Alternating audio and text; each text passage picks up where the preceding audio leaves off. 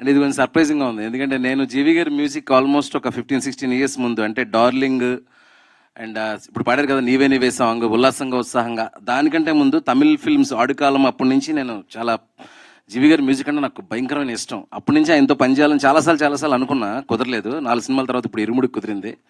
చాలా బ్యూటిఫుల్గా music tunes కానీ ఇంత బ్యూటిఫుల్గా జరుగుతుంది వర్క్ అంతా.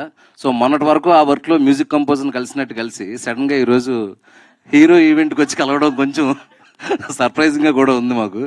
సో నేను కూడా మన వెంకీలాగే అనుకునేవాడిని, ఏంటి ఈయన ఇన్ని సినిమాలు 8-10 సినిమాలు చేస్తుంటారు, ఆయన ఒక 4 సినిమాలకు హీరోగా చేస్తుంటారు, ఈ మధ్యలో మనకు దొరకాల్సిన టైము క్రియేటివ్ ఎలారా బాబు అనుకునేవాడిని నేను కూడా.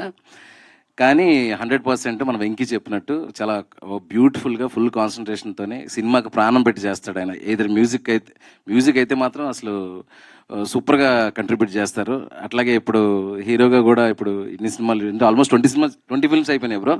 సో 20 ఫిల్మ్స్ తర్వాత ఇప్పుడు హ్యాపీ రాజ్ అనే ఫిల్మ్తో వస్తున్నారు.